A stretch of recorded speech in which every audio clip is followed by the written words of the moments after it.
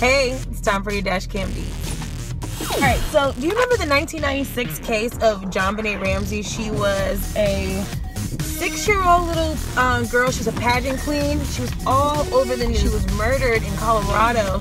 Her body was found in the basement, and it was a huge case. Like, it was all over the news. Nobody could figure out who killed this pageant queen. The former police chief in Boulder, Colorado is speaking out on a Reddit blog site. He was in a chat room where people were asking him a bunch of questions about the case, and he said he would answer any question. And in his responses, he said that the police at the time actually botched the whole case by mishandling the crime scene. They didn't secure the crime scene. When they interviewed the parents, they didn't separate them for their interviews, and they didn't take a full statement. Now he's like, the only way that we could solve the murder, because nobody knows who actually killed Jonbenet, the only way to solve the murder, he says, is for a confession to happen, which we all know that's not going to happen unless somebody has a change of heart.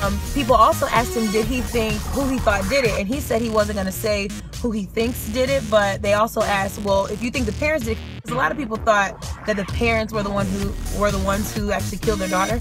And he said that if the parents actually did do it, hypothetically, he says that he thinks it was probably an accident and that they tried to cover it up. It made it look like they had an intruder come in the house, and that Jonbenet was raped, and that, you know, her body was just there, but they think that that was all staged. 1996, that's almost 20 years now, almost, and we still don't know who did it. And to know that the evidence was mishandled, hopefully somebody confesses. We need some answers. All right, update on Bobbi Kristina. So I mean, we've been talking about Bobbi Kristina for a while now. You all know that she was found unresponsive, face down in a bathtub, and taken to the hospital. She was in a medically induced coma. They took her out of the coma, and then she started having seizures, and now she's back in another medically induced coma because she was having a seizure.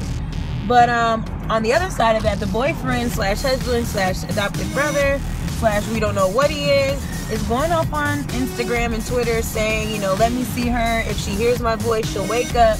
But Bobby Brown says, look, I told you you can come if you write a statement about what happened the night slash day she was found.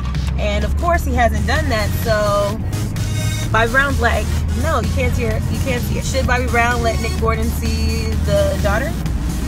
Write that below in the comments. Are you looking to book a trip somewhere fun, cool, not cold if you're in a cold place? Instead of going to Orbitz or Expedia or going to all those sites like I do, I try to go through all of them, find the best price. Google says you can now just go one place, go to google.com, Google Flights, and you'll find the cheapest flight. And they put all the prices out in a month's glance view, and you can actually see, hey, on this day, on this month, it'll be this price. So maybe you make your decision based on the price instead of the actual date if you don't have to be somewhere at a certain time. So that's pretty cool. You can take it to Google. And I feel like since Google is like the go-to when you want to search something, they might be giving those travel sites a run for their money. We've been talking about it all morning. Madonna takes a dip, a dive, fall, crash. Madonna got choked out, okay, by her own cape. It looked like a fan sucked up her cape and just yanked her off the stage, but it turns out one of her dancers yanked the cape. I think that it was supposed to be a part of the act, but she tweeted that her cape was tied on too tight. So when they yanked the cape, they yanked her neck, they yanked her all the way down to the ground. And I mean, she's a trooper. She got up and continued performing, but what a way to introduce yourself to the Brit Awards. Let's just go ahead and take a little leap of faith here backwards. She is not the only person who has fallen during a performance. Performing is not easy, apparently. Iggy Azalea made a fall, and of course, Queen Bee, she's almost perfect, but she has fallen as well. And we all remember the time that Queen Bee got her hair stuck in that fan.